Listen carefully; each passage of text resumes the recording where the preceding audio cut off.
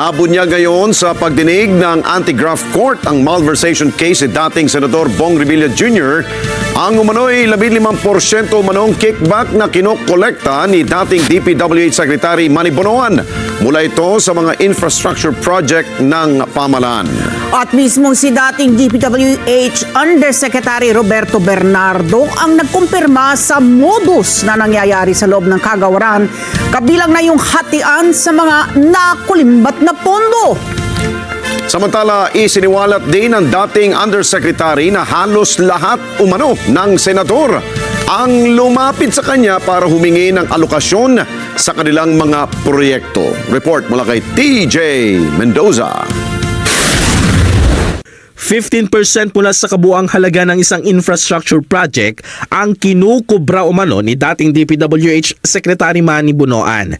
Yan ang bagong ibinunyag ni dating DPWH Undersecretary Roberto Bernardo sa pagdinig ng malversation case ni former Senator Bong Revilla Jr. Ani Bernardo, naaambunan raw ng kickback si Bonoan. Mula sa 15% kickback, 50% umano ang napupunta kay Bonoan, habang 25% naman ang napupunta kay Bernardo at 25% rin kay yumaong DPWH Undersecretary Catalina Cabral. Sinabi ni Bernardo na halos lahat ng senador maliban kay Senator Ping Lacson ang lumapit sa kanya para humingi ng allocation para sa proyekto. Partikular niyang binanggit sina Senador Jinggoy Estrada, Chis Escudero at dating Senator Nancy Binay. Pero nilinaw ng dating Undersecretary na wala namang umanong masama sa paghingi ng allocations para sa isang proyekto. Kumikita rin umano si Bernardo sa ilang infrastructure projects, partikular sa umano'y proyekto ni Binay. Pero hindi siya kumita sa proyekto ni dating Senador Bong Revilla sa Pandibulacan. May sahod rin daw ang mga not winning contractor ani Bernardo.